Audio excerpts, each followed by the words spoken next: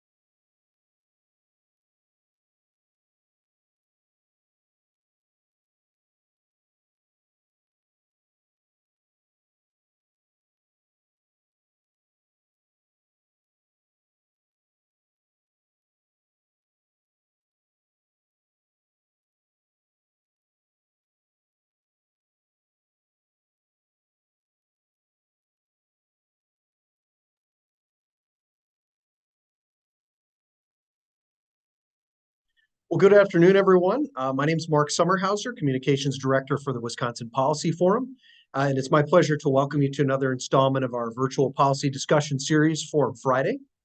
First, I'd like to acknowledge our Forum Friday sponsors. Those are Brookfield-based Community Care, which serves the long-term care and health needs of more than 12,000 older adults and adults with physical or intellectual disabilities across 15 counties. With 24 offices globally, including Madison and Milwaukee, the law firm of Foley and Lardner seeks to understand its clients' priorities, objectives, and challenges to provide them with successful outcomes. WisPolitics is a long-standing Madison-based nonpartisan news service that provides insider information to subscribers and it stages events for the public in Madison, Milwaukee, and Washington, D.C. The service also includes wisbusiness.com, various podcasts, and the statewide Upfront TV show. And thanks also to the Zilber Family Foundation for its support for today's program. Next, a word of thanks to the forum's strongest financial supporters, our pillars of public policy: A.O. Smith, BMO, Northwestern Mutual, Potawatomi Hotel and Casino, Rockwell Automation, Spectrum, and We Energies. And thank you also to our Sentinels of Civil Conduct, JP Morgan Chase, Johnson Controls, and Von Briesen and Roper SC. Lastly, the forum's work is supported by hundreds of corporations, nonprofits, local governments, school districts, and individuals throughout the state of Wisconsin. Our members help us provide data-driven, objective research and discussions to inform policymaking in our state. To join the forum, go to our website, wispolicyforum.org, to learn more about membership benefits. And with that, let's get the program underway today. And before we hear from our fabulous panel of guests here, we're going to bring on our president, Jason Stein. He's going to briefly discuss the report that we released yesterday on this topic of transportation funding. So, Jason, feel free to take it away. Okay, thank you, Mark. And thanks to our panelists and to all of you, as well as our sponsors, for being here today. So we can start off by taking a look at this report that was published yesterday. And we'll start with our first slide here once it comes up. Here is a look at the state trunk highway system in Wisconsin. More than 11,000 miles of state highways, U.S. highways, and interstates. That makes up about 10% of the road miles in Wisconsin, but more than half of the traffic. In addition, our road system and transportation system in the state of Wisconsin includes more than 100,000 miles of local roads, as well as freight rail networks, commercial ports, and airports. Now, obviously, this is an expensive system to maintain, but there's also a lot that depends on this system. In Wisconsin, our economy is driven by both agriculture as well as manufacturing, and those industries need to be able to move heavy goods quickly. In 2023 alone, nearly $30 billion of exported goods came out of Wisconsin, including almost $4 billion in food, forestry, and agricultural products, and in some cases can be subject to spoilage if they don't move rapidly. Now let's take a look at the costs of maintaining this system. Here's a look at the transportation revenues in Wisconsin over the past couple decades. And the dark blue bars show you the traditional transportation revenues that would be most notably the gas tax and vehicle registration fees. And then the light blue bars show you the general tax revenues that would be income and sales tax dollars principally. And what you see is the dark blue bars, those traditional revenues in recent years have hit their lowest levels since 1998. And the way the state has made up the difference is by pulling dollars out of its main general fund and putting them into the transportation fund. This has been possible to do in a time of big surpluses in the general fund, but there are trade-offs, and we can talk about those. And now on the next slide, let's see why these traditional revenues have dropped. Here you can see that the gas tax has been falling once you adjust for inflation. Both the previous chart and this chart have been adjusted to inflate for inflation. And you can see that in 2005, lawmakers and Governor Jim Doyle repealed what was at the time the requirement that the state gas tax rate rise each year along with the increase in consumer prices. That last adjustment was made in 2006. And since then, you see how the gas tax has been falling in terms of real revenues adjusted for inflation. Over that period, something like if indexing had not been repealed, the state would have collected something like up to $2.9 billion in additional gas tax revenues. There has been increases both in 2008 and 2019 in vehicle registration fees, but those have not been enough to make up for the repeal of indexing of the gas tax or the recent rapid increase in consumer prices and in building prices that have eroded the buying power of our state's transportation. Go ahead to the next slide.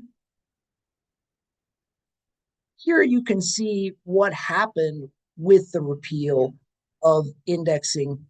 At the time when that legislation passed, Wisconsin's gas tax rate was fourth highest in the nation. It's now at 30.9 cents. We're approaching almost 2 decades now where it's remained at the same rate. And over that time, as you can see, both among neighboring states as well as across the country, gas tax rates have risen to the point where our rate is now 19th in the nation, still a little bit above the national average of 28.4 cents, but much closer than it was nearly 20 years ago. And then the panel on the right also shows here this issue of transferring income and sales tax dollars into transportation fund to help pay for road and other infrastructure spending. We have kind of seen this practice as being innovative or unusual or just not the norm in Wisconsin. And one of the, to me, surprising things we found in our study was that, in other states, this is not that uncommon, although there are trade-offs that come with it. Many other states in our area and nationally are willing to accept those trade-offs, as this slide shows. Now, if we move on, we'll look for a second at the spending side of the equation. This is a really striking chart that shows what has been happening both with consumer prices, which we're all familiar with, but also the prices for construction that are relevant to road building. And here you see the gray line shows you the National Construction Inflation Index, which between 2020 and 2023 rose by more than half, almost 57%. Wisconsin over that time period also very sharp increase in construction costs, road construction costs, 27%. And then, you know, consumer prices, what we're familiar with and many people concerned about in recent years, rose nearly 18% over that period. So even though road construction costs have been rising by less in Wisconsin than we see nationally, still very substantial increase, and one that just mere consumer prices wouldn't fully reflect. Now in the next slide, you can see how the state has been spending its transportation dollars over the past generation. And the thing that jumps out here, one, that there's been some decrease over time in the funds that the state provides to local governments for local roads and transportation needs, as well as for a time period, kind of a decade from around the time of the Great Recession to, a little bit before the onset of COVID, there's very significant spending on the state highway system happening in Wisconsin as a lot of aging infrastructure is replaced. The projects that we would think of here is the Zoo interchange, the replacement of the Stillwater Bridge, upgrades to I-41. And, these projects will continue on. One that's coming up is the I-94 East-West project in the Milwaukee. Looking ahead to what comes next, our report also tries to lay out what's happening with road quality during these years of study. And what we found was that on the state's interstate system, these big investments that we just showed you in the previous slide have resulted in rising pavement quality, or a rising percentage of interstate miles that have pavement rating that's on the smooth end of the scale. And, the right panel kind of shows you a different way of thinking about that. The right panel shows you the percentage of highway miles in Wisconsin rated in poor condition. For our backbone highways, those key highways on which most of the traffic is being carried, we've seen a real significant decrease in miles that have a poor rating. We're more bouncing around on the non-backbone part of the system. Still their quality a little bit worse than it was a decade ago. And in separate research, not in the report we published yesterday, but in separate research that we published earlier this year, we also found that local road quality has declined somewhat over the previous decade.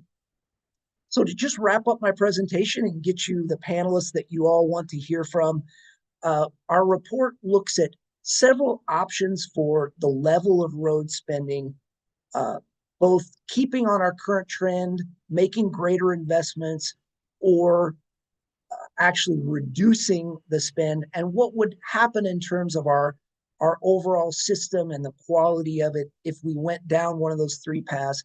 And then we provide options for additional funding if policymakers and the public want to go down that road.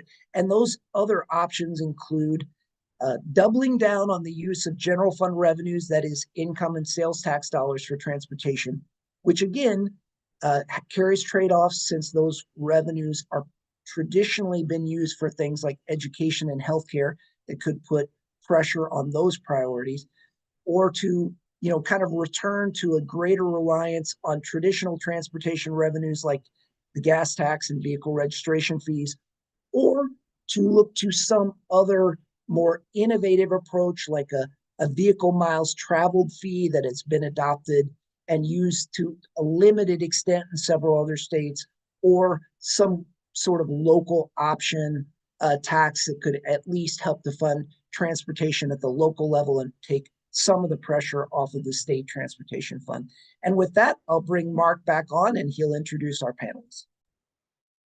All right. Thank you so much, Jason. A ton of great information there, and hopefully kind of teeing up this conversation that we're about to have We definitely encourage everybody to check out the report. You can do so by visiting wispolicyforum.org. Just click on the research tab at the top of the screen, and this report should be the first one to come up.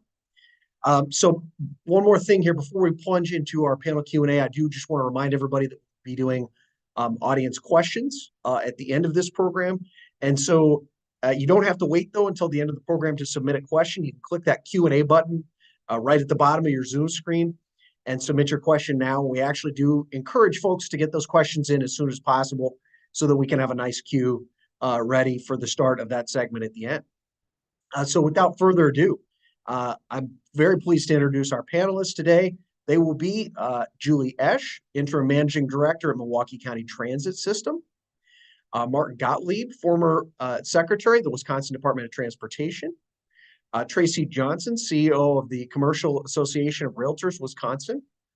And then a quick note for everybody on our panel, we did originally have Debbie Jackson of the Transportation Development Association set to join us, but she unfortunately did have a last-minute conflict that came up. And so our fourth panelist today that we're very excited to have is Steve Boss, the Executive Director of the Wisconsin Transportation Builders Association. So welcome all of our panelists to the program today. Thank you so much to all of you for joining us. Let's dive into the discussion here. So I think the first thing that certainly anybody who's been paying attention to the state budget here in Wisconsin for any length of time understands is that the challenge of funding transportation in Wisconsin is not a new one, right? It's something that we've been debating for a long time, really for decades. However, and Jason alluded to some of these things, but our report notes really some new factors that have arisen recently that have magnified the problem, from everything from inflation to how hybrid and electric vehicles are going to affect gas tax revenues, and then as well the state's increasing use of general fund dollars to fund transportation needs. I'm curious to hear from our panelists in terms of what, in your view, are kind of some of the new factors that have arisen in recent years that are either concerning you or perhaps reassuring you in terms of the stability of our existing model of transportation budgeting. Maybe let's start with Mark Gottlieb on this one. I'm sure you have some thoughts on this one, Mark. What's your thought about that in terms of recent factors? Well, first to start, Mark, I think I would say anytime anyone's ever asked me what does a good transportation funding scheme look like, and it really should have three components to it. It should be adequate, it should be sustainable, and it should be equitable across different user types and across different socioeconomic groups. And the system that we have right now probably is failing in all three of those areas. I mean, your study talked about adequacy. I mean, and there have been many studies over the years. I've been involved in a number of them going back, as you say, many decades, that have all come to pretty much the same conclusion.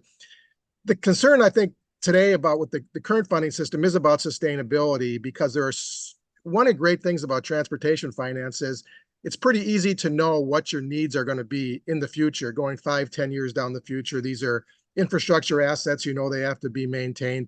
And we don't really right now have a system of funding that is automatically going to grow to meet those growing needs, like the gas tax did when it was indexed. And GPR is not necessarily a bad thing, I don't think, general revenues to put into transportation, because it is a fact that there's an economic benefit overall to transportation. But if you have a primarily user fee funded system, it's okay to have some general fund. But rather than, I think the concern I have is, right now, what we're doing is every biennium, the legislature's taking a look at this and saying, how much do we have to backfill with?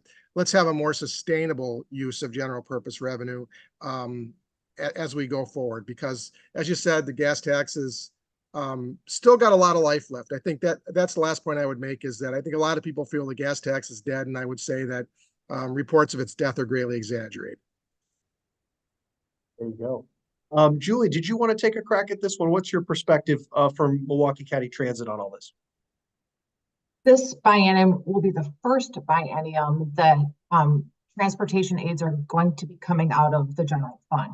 So, it's a large unknown for us right now. We don't know what that will mean. So we're trying to figure out, and honestly, knowing that the general fund right now is more stable than the transportation fund, that does give some comfort, for sure. I'm glad to hear the gas tax isn't necessarily, the reports of his death are greatly exaggerated. Because I worked for the state DOT about 30 years ago and remember talking about a lot of these very issues and what really makes sense from a funding perspective across the board, roads, transit, and needing to get to something that is stable and predictable. Very good. Thank you. Let's take this one to Tracy next. And again, Tracy, the question really was just, what are some of the new factors that have arisen here in recent years that are kind of on your radar? Maybe they're concerning you, maybe they're reassuring you, but just in terms of the existing model that we have for transportation budget. Yeah, so in commercial real estate, I mean, there's been a focus on obviously labor and then investment in infrastructure. Those are the top one or two, and I'd argue now that we're moving to a lot more automation, that there is an increasing focus on that access to infrastructure. We've got something like 700 million square feet of commercial real estate across the state, retail, industrial, and office, and you see a tremendous investment along those corridors where there's investment. Julie mentioned the word predictability, and we're really talking about businesses and the predictability factor in the funding model. We've had an increase in warehouse need, focus on the last mile. We need that backbone system, but we also need those local roads to get goods and services from one point to the next. So really, it's about economic development and that predictability from the legislature and the state and how those funds are going to be allocated. Very good. Thank you, Tracy. Hearing that theme of sustainability and predictability already coming up from more than one person. Let's go to Steve last on this one. Steve, what are your thoughts on kind of some of the new factors that have arisen that either concern or reassure you? Yeah, well, I was going to talk about sustainability and predictability, but everybody jumped my route. Now, some of the new factors you're seeing here is, when indexing was repealed in 2005, it put the legislature in a position of kicking the can down the road on some of these serious questions about how we create that sustainable, predictable, long-term, sufficient funding model. So, I mean, that's one thing. The legislature, it's not the first time they kick things down the road. We do that too. But, that can is now a $3 billion can.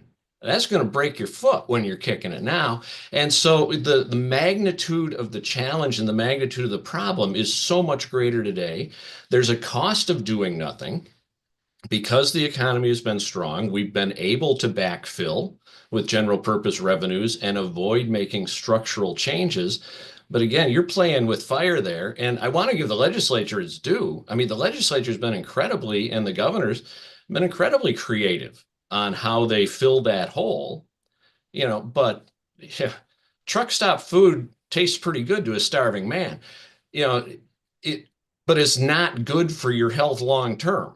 And that's kind of what we've been doing in the transportation fund. We've been finding something here. We've been finding the Big Mac here, the fries there. We've been filling our belly with that. Long term, it could clog our arteries and kill us in terms of the transportation system if there's a downturn in the economy. So really the magnitude of the problem is the biggest thing that's forcing an inflection point right now, economically, financially, demographically, technologically, that have really raised the stakes on the cost of doing nothing. That is actually a perfect segue into my next question, Steve, because we know that in politics and policy, there's often a very strong sort of status quo bias, right? And heading into this budget here from the last one, as Jason sort of laid out, we saw this unusually large general fund investment in transportation. But of course, that was not in a normal budget times for the state. That was at a time when we had an unprecedented budget surplus.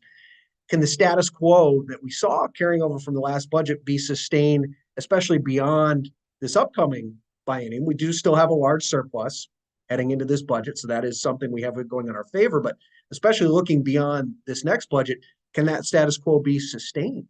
And why or why not? Maybe we'll go back to Steve to talk about that. Yeah, I mean, we can all be optimists, and but hope is not necessarily a strategy. I don't think anybody is going to kid you that it can be sustained forever. I mean, look, 2 years ago, the budget surplus was about $7 billion. Going into this one, it'll be between $3 and $4 billion. I don't know that you can count on that in perpetuity. What it does give you an opportunity to do, though, is smooth the transition to something structurally. You can make some of these structural changes that would get the predictability and sufficiency long term and use some of that surplus money right now to kind of grease the skids so you can phase some of those things in. I mean, you can dedicate some of that general purpose revenue for some of the long-term needs that we know we're going to have. I mean, I look at what the legislature did very creatively in a completely different area, but last budget, where they backed a significant investment in sports and entertainment in the Milwaukee Brewers and AmFam Field with a continuing dedication of general tax revenues generated by the visiting players who play in AmFam Field. What they did is they created long-term stability for AmFam Field and for the Brewers and the extension of the lease by taking a piece of a short-term surplus, dedicating that and using it to fund bonds going forward. I think that's the kind of creativity that is going to get us out of this problem, is starting to look for ways that we don't have to move away 100% from general purpose revenue. I would argue there are a few areas in government that I don't care if you're Republican, Democrat, independent, or disengaged, you can argue are legitimate funding. Public safety, education, transportation. There's only one of those who has to sing for its own supper on a user fee basis, right? So I don't think there's anything wrong with being creative and finding ways to use general purpose revenues to help fund the transportation needs, but we have to do it going back to the future. We have to do it in a way that is predictable and sustainable for the long term. All right. Let's see here. Mark, do you want to weigh in on this question of whether the status quo can be sustained, especially beyond the 25-27 budget cycle that we're heading into? Yeah, I'd really second what Steve just said. Like I said, I think we should have a system that is predominantly user funded. I mean, it is, I do believe in the so-called utility model of transportation. But again, there are broader societal benefits to transportation that are not going to be captured always in a user fee. That's where the GPR, general purpose revenue, comes in. And as Steve said, it's all in how you do it. You can't just go, you have a consistent need that's going to exist from biennium to biennium. You can't just play it every 2 years and say, well, what's our surplus this time? How much do we have in the pot that we can push over that way? Back in the middle 2010s when I was at the department, was one of the times the legislature did actually do that, when they did create a statutory dedication of 0.25% of GPR revenue into transportation. And so if you do it structurally that way, so that you say, look, we acknowledge that there's a societal benefit here, so some X% of GPR revenue is going to automatically go into the transportation fund. I don't think that's a bad thing, and I think it is much more sustainable as you meet your growing needs. I want to pivot just a little bit here, and Jason had an excellent chart, one of the charts in our report here, that kind of showed spending on different areas of our transportation system, and we saw kind of this slow, steady decline in inflation-adjusted support for local roads, the big spike in highway spending in kind of the 2010s when we were undertaking a lot of these big mega projects. I'm curious to hear folks' thoughts on this, and maybe we'll start with Tracy on this one, because Tracy, you alluded to this a little bit in your previous response about kind of the need to balance local roads versus the highway system. What are our thoughts on how Wisconsin has been striking that balance in recent years, and do we think there's any change that's needed to? It's always going to be a point of tension, right? How you strike that balance, but do we think we've struck that balance appropriately, or do we think there needs to be a little bit of a shift? Tracy, what are your thoughts on that? And then we'll kick that one over to the other folks. Well, I think the overarching narrative, I mean, and it was pointed out in the report, is, they are very different, and they seem to be kind of choose one or the other. We have the ability and the funding to really dig in on those mega projects and make them what they need to be versus the local roads. We can have one or the other. The other point that I thought was interesting, and I'm not sure it was mentioned, was about just how expensive the debt service is on all of these projects, and just the whole idea that the longer we wait, the more expensive it gets. We are seeing this play out right now with the delay in the I-94 east-west corridor. I mean, this project started out probably half of what it was in the early days, and so the cost to do that is, I think, becoming very counterproductive. So I agreed with that comment about the general fund and how we look at transportation as one of the very key areas that benefit everyone, just like public safety or education. So how are we looking at that, and how are we acknowledging that that needs to be built in, so it's not just a reaction, when we need to access those funds. So again, going back to that predictability, and it's not one or the other, because businesses, while they may locate very close to a corridor on I-94 or 39 or what have you, they need those local roads to fulfill that last mile requirement. And there's more and more and more of that, particularly after the way that COVID really affected transportation, logistics, and having products closer to the user base. For sure. I'll just throw this one out to the rest of the panel. Does anyone else want to take a crack at sort of this? And I think understanding Tracy's point about it can't just be one or the other, but do we feel like the state has been striking the right balance of local roads, support for local road systems versus the trunk highways, or is there a change that's needed going forward on that front? Anybody else? Mark, Yeah. if I could jump Go ahead, in. Steve. Yeah. On that, your report, I think it was one of the most interesting and most critical punchlines in the report was the way you noted that right now, as our fund is currently structured, we have a funding system sufficient to fund a good system of local roads or a good system of backbone highways. We do not have a sufficiently funded system to do both. I mean, being the last hostage shot is not much of a strategy, but that's the strategy we are forcing WSDOT to take on right now. It doesn't have enough funding to do both. And so it has to do this Sophie's Choice dance of, do we load more into locals because they're very important? Do we load more into the megas and the highway, the backbone system, because it's important? It can't be an either or. This is about the vision we have for Wisconsin's future economy. Are we going to throw one of those overboard or skimp on all of them? And it's forced, the report again had a great analysis of this too.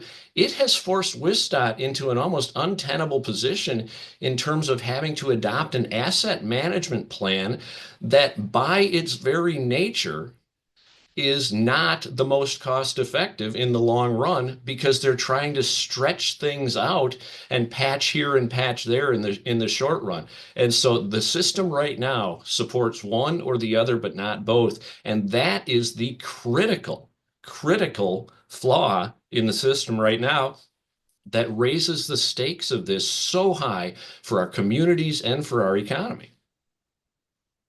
Okay, thank you, I Steve. just wanna Mark, add I real think quick. yeah, go ahead. Yeah, add real quick to what Steve said. Local funding is obviously critical. It's obviously critical in the aggregate, but it's also critical to look at how local funding is applied. And, like Steve said, the department has a pretty robust asset management manual for deciding how to spend money in the state system. The local system funding isn't working that way because for one thing, the legislature is extremely prescriptive about how local aids are going to be spent. I mean, other than GTA, they decide who gets how much. And a lot of times I think I'll just say those are political decisions that are not necessarily data driven. So whereas at the state level, I think decision-making in terms of how to apply resources is very data driven. At the local level, I'm not sure it is. So therefore I would just say, yeah, we need more resources, but I'm also not sure that the resources we're spending in the local system right now are being allocated in the most efficient way from an asset management perspective. I want to talk a little bit about one of the findings in our report that certainly jumped out to me, which was looking at construction costs. I know there's always a lot of interest, particularly in the legislature, in finding ways, to hold down construction costs. And it was interesting to me that actually when we looked just since 2020, that here in Wisconsin, our construction costs for transportation, while they have risen considerably, have risen much less actually than the nation. Which does kind of suggest that there's a lot of good things already happening here in terms of kind of limiting these increases. That being said, they definitely have been very significant over the last 3 years. Maybe we'll go back to Mark on this one and then we can kind of bounce around the horn again. Are there additional steps that could be taken to really limit the growth in project costs? Well, I would say this. I would say there are a number of innovative ways in terms of what you're talking about called project delivery. How do you actually contract for a project? How do you manage risk between contractor and owner and all these kind of things? And there are many different models for how to do that. For a variety of reasons, too complicated to get into right now, Wisconsin has not been a leader in that area in terms of innovating in contract delivery. They're starting to do it a little bit. They've made some positive steps, but it's been very slow. And I would say, frankly, I mean, we're probably 10 or more, 20 years behind some of the more innovative states in terms of how they deliver projects. And that's not a silver bullet, you know, to cut costs, but it is a way to accelerate the delivery of projects in terms of time and to manage their costs and risks better. We could probably, as a state, do a better job at that and move a little bit faster in some of these innovations that other states are doing. Thank you for that one, Mark. I'll throw that one back out to the panel. Does anybody want to talk about, you know, whether there are options that our state could explore to try to keep a tighter lid on construction costs? Well, the thing that stood out to me when you talk about construction costs, I mean, obviously a big piece of that is the labor. And the thing that, you know, really struck me when Steve was actually mentioning that when you kick this can down the road so far, at some point there's a due date, and all of these projects could come due in very close proximity to one another. So it's not only the cost, but the availability of that labor and availability of these sanctioned contractors or engineers or folks that can do this work. And so that actually really concerns me, especially as you look at how the asset management or the prioritization of these projects is actually being put forth. And Mark, I think Secretary Gottlieb, you know, made a great point about some of the innovations that have been looked at and continue to be looked at. There are always things like that that can be done. There are things in terms of, you know, reducing the regulatory burden and reducing some of the risk that can be done that can save some money. I want to caution people, though, that none of that is a silver bullet that's going to solve the problem we're in. Those are changes that are wonderfully, you know, beneficial, but they are changes financially that are just in the margin. Right now, the truth of our highway contracting and transportation system is it's an incredibly competitive industry. We have a low bid system. Actually, bids the last few years have been running under estimate of the projects for DOT because the system is so competitive. And, you know, not to self-gloss, but my members in the contracting community are finding more efficient and using technology, you know, in creative ways to save money. So those changes are good and they should be pursued. But we have a very competitive industry, really cost driven. It's held costs down. And those changes, while we can make them, we can't look to them as a panacea or some sort of silver bullet that's going to solve the problem we're facing of going into a budget with a, you know, $800 million to $1 billion structural deficit between projects on the table right now for construction and revenue existing in the transportation fund. I want to bounce this one over to Julie. Because it's just sort of occurring to me here as we're talking about holding down costs. Sometimes transit can be viewed as a mechanism to maybe play a little more of a role, especially when you have a large construction project taking place. Is there any role that transit can play in terms of holding down project costs, or is that anything you could speak to? Well, first of all, we rely very much on our roads and having a great local road system, because obviously bus costs, just to kind of put in perspective, capital in terms of buses and public transportation. So we don't receive any capital funds from the state of Wisconsin. We have to rely on grants from the federal government or basically the local property tax. So we've been squeezed also by the cost of buses, parts, and construction even of our facilities. Our facilities are old. And so from that perspective, we are seeing construction costs go up. Milwaukee County, because they own our assets in our case, we work with them on designing what we need and trying to keep costs down that way. So we're impacted different ways, but very similarly getting very squeezed. And I just also want to say that I'm the president of the Wisconsin Public Transportation Association. So I'm kind of speaking with that hat as well. This is not just a Milwaukee County thing or an urban thing. This is across the state. Absolutely. Okay, I do want to just chime in here one more time, give our viewers one more quick reminder.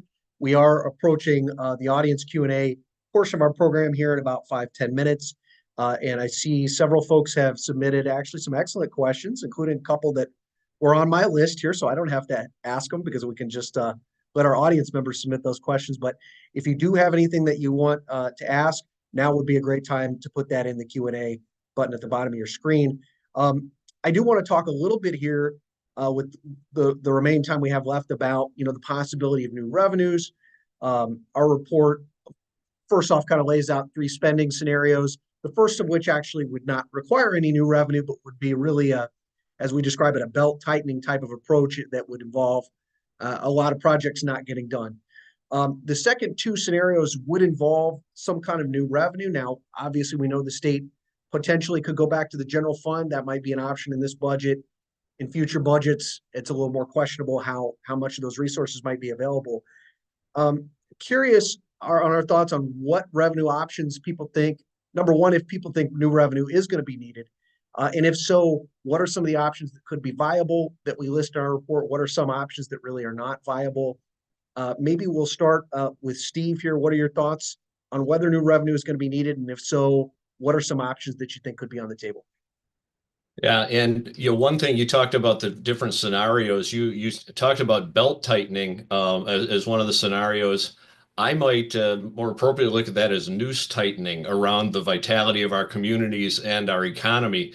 So again, there's consequences to these things. The former president of the MMAC, Tim Sheehy, one of my mentors, always talked when we would be planning issues out about 3 buckets: now, near, and far. And when we look at transportation funding, I think those are the buckets we need to look at.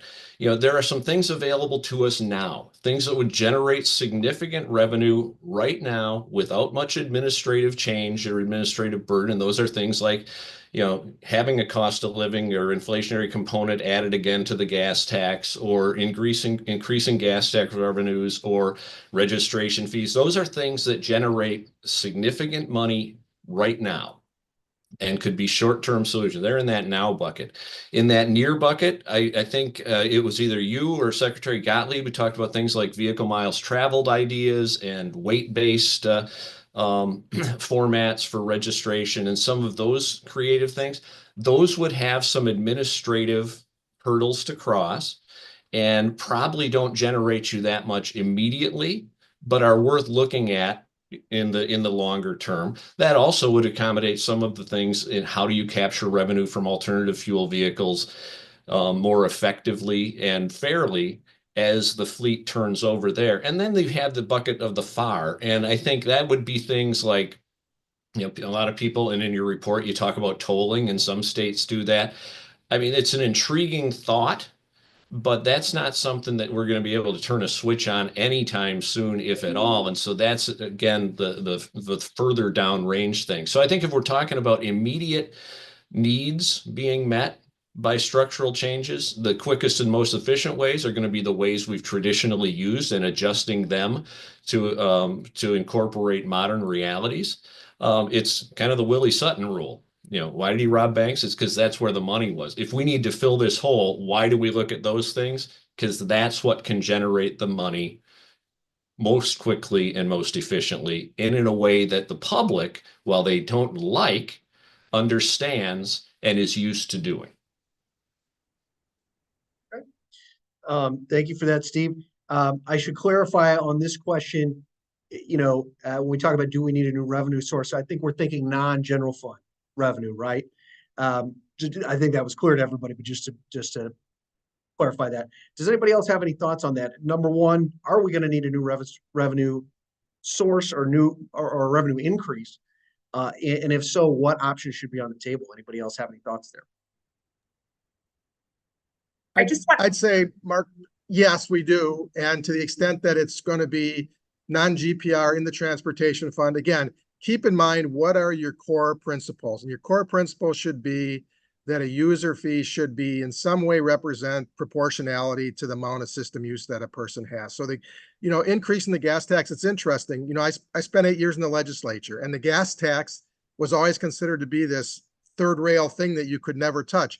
But if you look at other states that have made significant increases in their gas tax, the political leaders in those states almost never paid a political price for doing that. And people do, as Steve said, people do understand the need. You got to have money to maintain your system. So again, you're going to do transportation fund revenue. Don't just put it on the back of fixed registration fees or titling fees, as has been done, but make it somewhat proportional to system use. And there are ways to adapt that for non-fossil fuel vehicles that are fairly straightforward. I just would Mark, point go ahead, out, Tracy. Yeah. I would just point out that in the report, I think you did a great job looking at some of the other states, Illinois, Michigan, and they had not only statewide solutions, but some of the regional solutions. And I'm not sure we have the infrastructure or the will or the ability in the legislature to offer those. But those certainly they were very intriguing and interesting. Anywhere from public-private partnerships, we talked about regional transit authorities, taxes on vehicle parts, right-of-way development fees. I mean, obviously, some of those would be somewhat controversial and may have other consequences. But if we're talking about generating new revenue, I think you did a fantastic job of investigating that. And Mark, if I can double dip quickly on this one thing, Tracy kind of alluded to it. The revenue source, the new revenue source that's going to be most important is the one that you can pass. I mean, you can't be a great president if you can't get elected president. You can't have a great creative new revenue source unless you can get support to pass that revenue source. And so, from our perspective, I think, we are in a situation with regard to the fund where we'll take any port in a storm. There are some more quick and efficient ones and ones we're more familiar with. But I think all of these things have to be on the table. And the best one is going to be the one that can get done.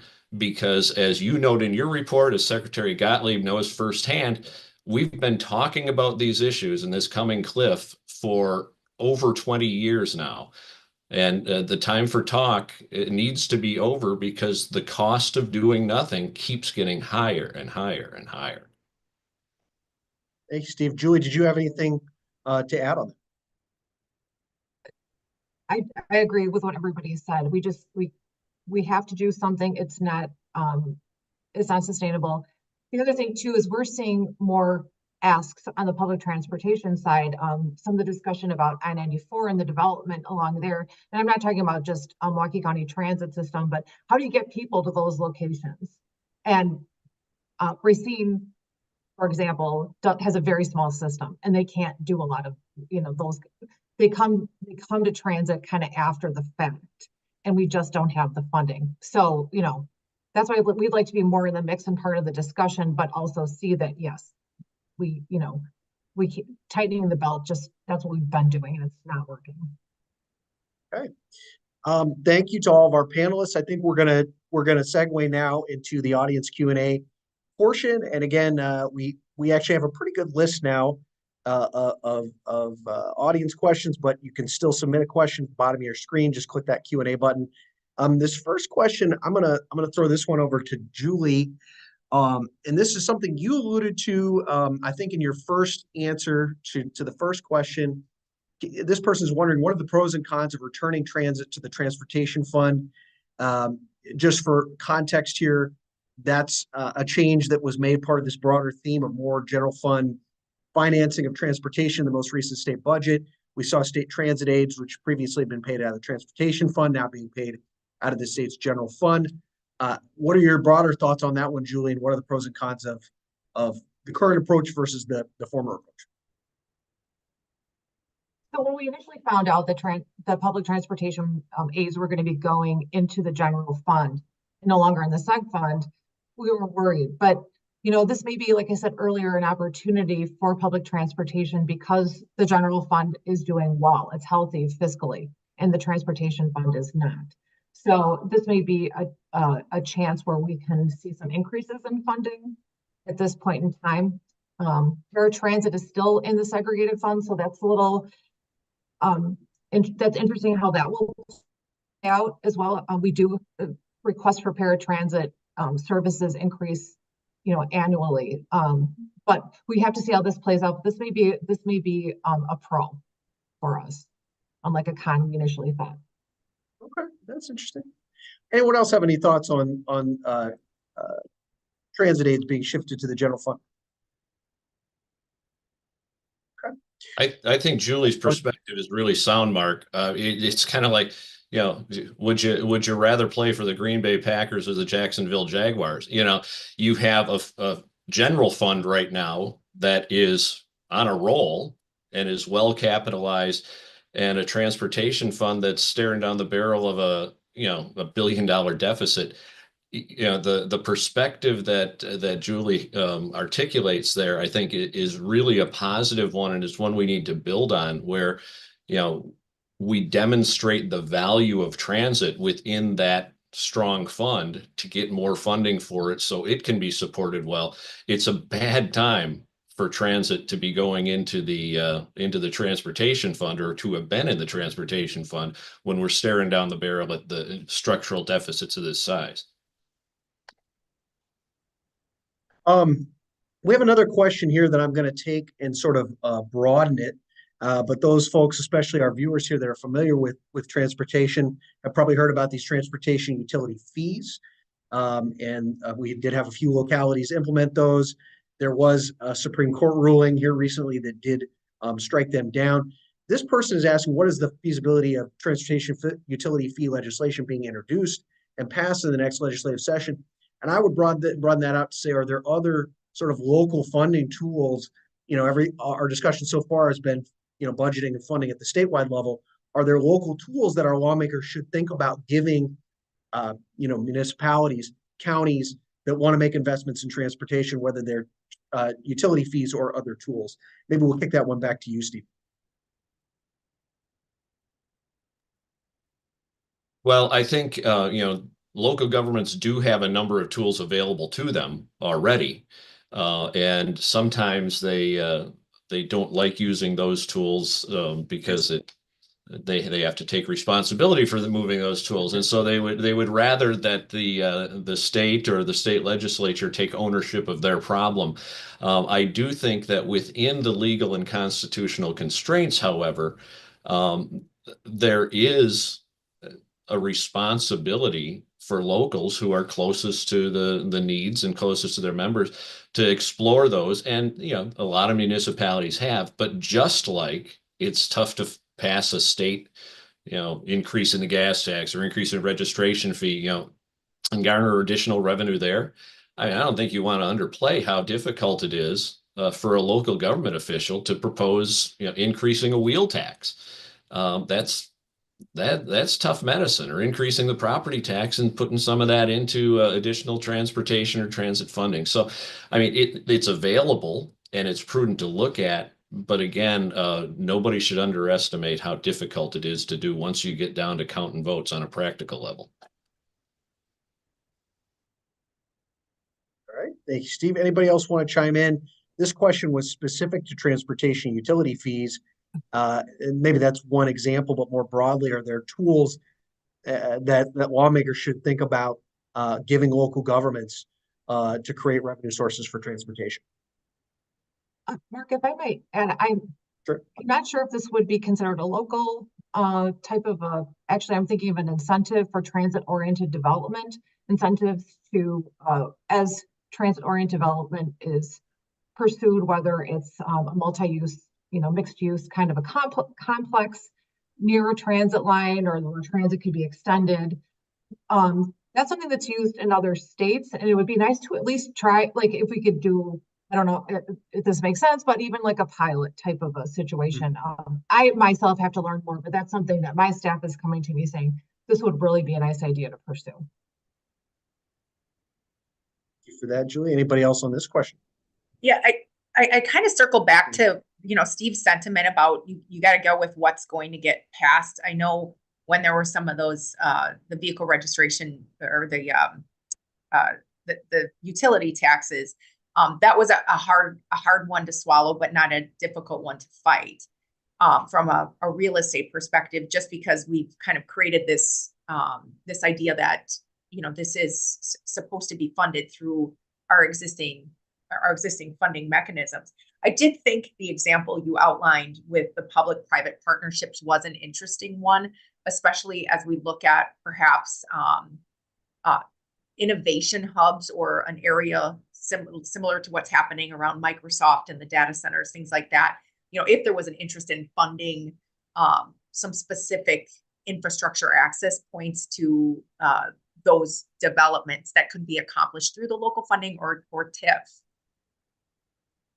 for example. And with regard to transit, there are some interesting things being done right now in that regard, like Flex Ride Milwaukee, which I'm sure Julie's familiar with, that a way to connect people to jobs outside the normal service area of the transit system. But again, those I think require a little bit more for the private sector to step up to the plate a little bit and say, look, if we're going to build out facilities out in areas that don't have transit service, how are we going to get workers there? We can't just rely on the government to pay to do that. Everybody's got to be a player in that. All right. We have another question here. I do actually think this would be good because it's not something we were able to get to earlier, which is kind of where debt service fits into the whole broader conversation about transportation budgeting and funding. This person says there's been very little bonding used in the last couple of budgets to fund transportation projects that will have a long, useful life. They're wondering if it's making sense for the legislature to think about debt service playing a larger role. There are obviously trade-offs with that piece as well, too, in concerns of debt payments eating up a larger share of expenditures. Mark, do you want to talk a little bit about kind of the role of debt? Where does that fit in, I guess, going forward?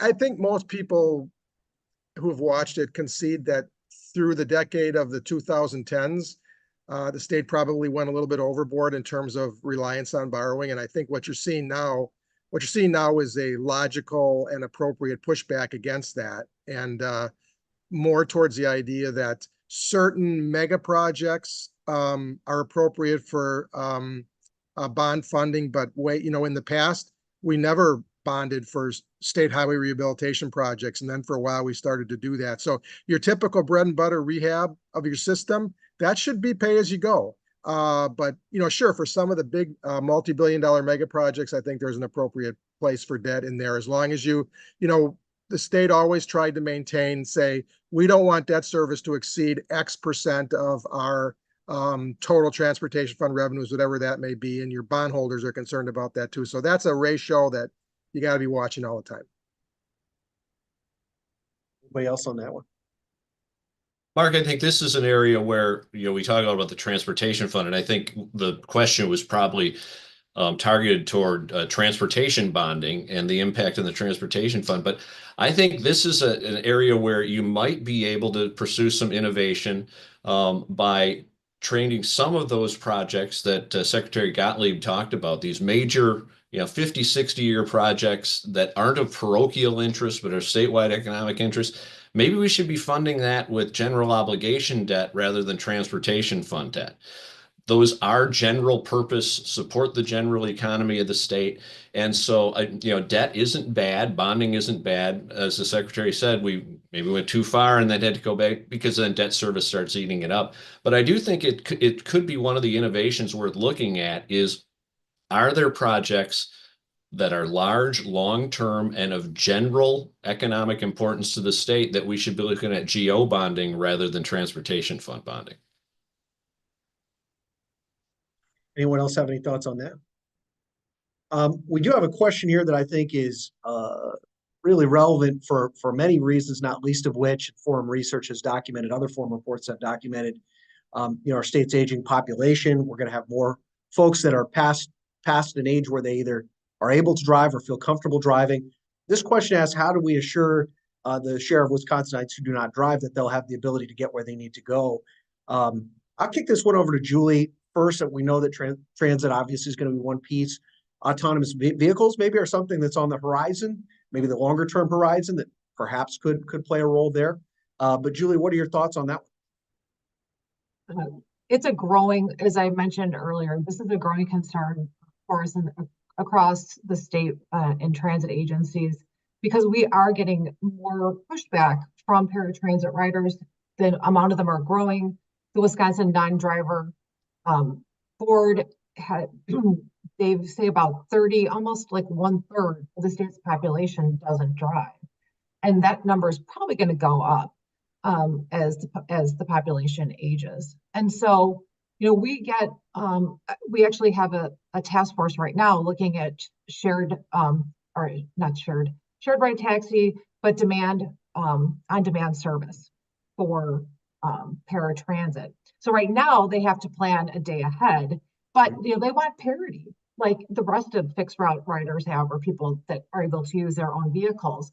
And they're letting us know. And, so we try to Mark Gottlieb's point, we're looking at a last mile option for that. We're studying what that would be, but it may reduce costs in some areas, but I think with the demand going up, it won't be a panacea as financially, but it's providing that service that doesn't exist today. Great. Anybody else want to chime in on that one? All right, and I see we are actually just after 1:30, so I do think that is probably a good place to wrap up. We apologize to any of the folks in the audience who submitted questions that we couldn't get to, but we do appreciate all those questions, and we greatly appreciate our 4 panelists for joining us today. In these polarized times, the Wisconsin Policy Forum promotes nonpartisanship and informed decision-making. If you're not a member of the forum, we ask that you please consider joining at wispolicyforum.org. Membership information can be found there, and you can please also consider following us on social media. We are on Facebook, X, LinkedIn, and most recently Instagram. So check us out on those platforms. We would encourage everybody to watch as soon as next week for an announcement about the forum's annual meeting. This one will be held on February 4th at the Wisconsin Club. And our guests, we're very excited for our 2 guests for that program. They're 2 former secretaries of the former State Commerce Department, now WEDC, Bill McCoshen and Corey Nettles. And they served under a Republican and a Democratic governor, respectively. They're going to be discussing kind of what we can expect for the Wisconsin economy with the new federal administration coming into the White House, its plans for, big changes on taxes, regulation, tariffs, and immigration enforcement. So we're looking forward to that discussion. And that concludes our program today. Thank you to everybody who tuned in, and we hope to see you at our next Forum Friday in early 2025.